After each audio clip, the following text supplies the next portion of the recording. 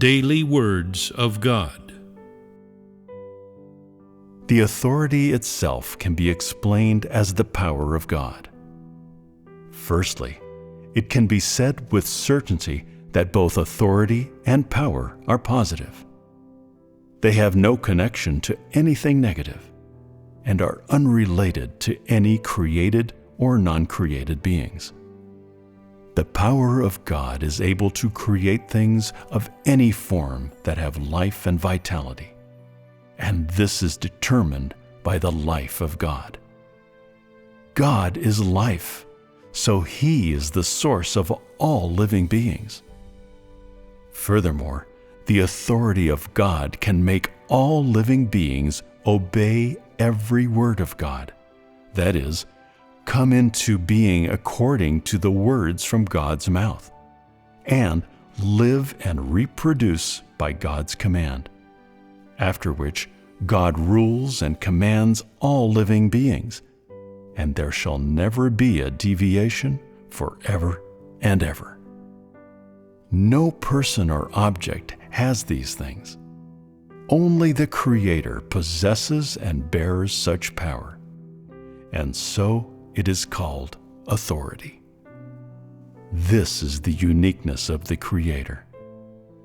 As such, regardless of whether it is the word authority itself or the substance of this authority, each can only be associated with the Creator, because it is a symbol of the unique identity and substance of the Creator, and it represents the identity and status of the Creator.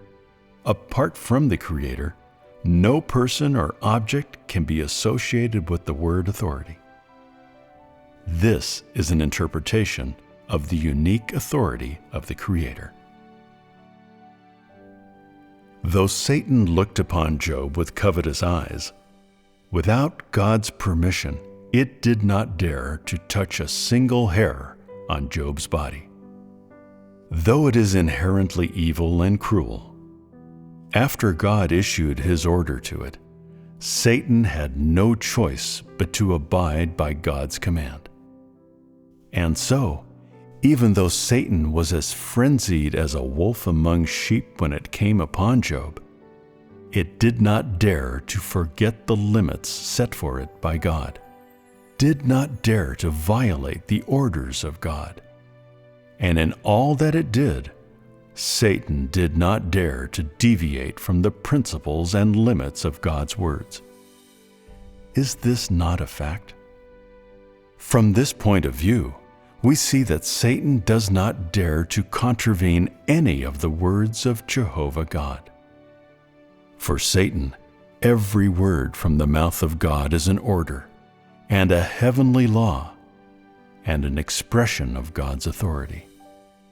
For behind every word of God is implied God's punishment of those who violate the orders of God, and those who disobey and oppose the heavenly laws.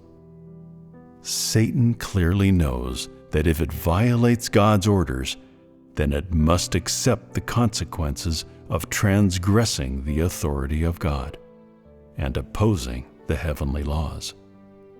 And just what are these consequences? Needless to say, they are, of course, its punishment by God. Satan's actions toward Job were merely a microcosm of its corruption of man. And when Satan was carrying out these actions, the limits that God set and the orders that He issued to Satan were merely a microcosm of the principles behind everything that it does. In addition, the role and position of Satan in this matter was merely a microcosm of its role and position in the work of God's management.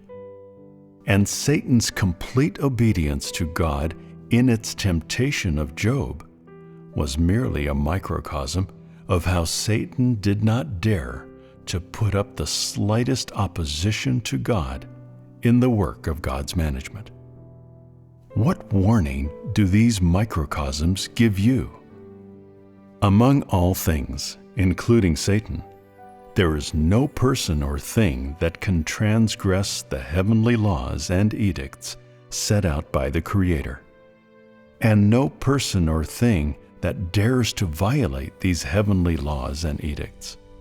For no person or object can alter or escape from the punishment that the Creator inflicts upon those who disobey them.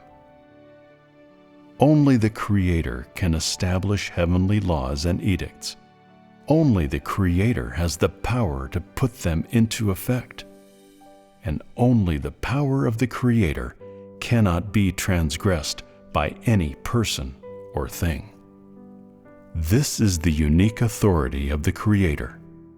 This authority is supreme among all things, and so it is impossible to say that God is the greatest and Satan is number two.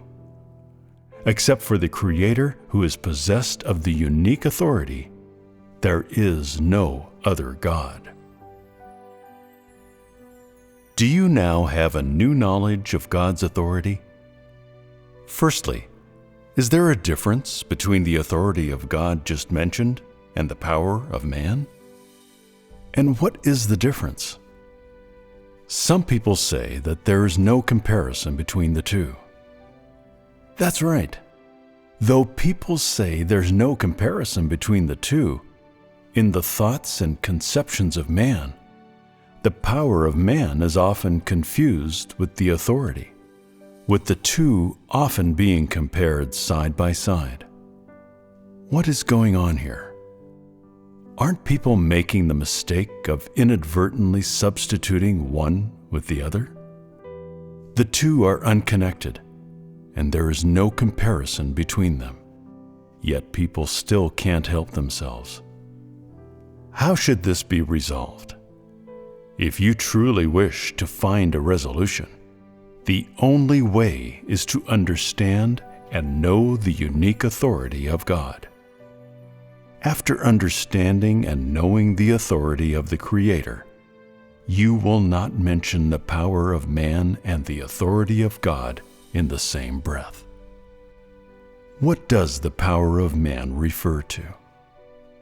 Simply put, it is an ability or skill which enables the corrupt disposition, desires, and ambitions of man to be expanded or accomplished to the greatest extent.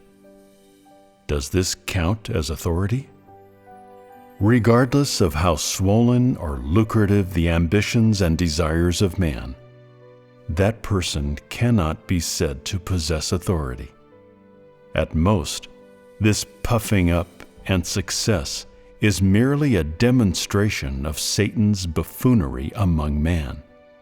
At most, it is a farce in which Satan acts as its own ancestor in order to fulfill its ambition to be God.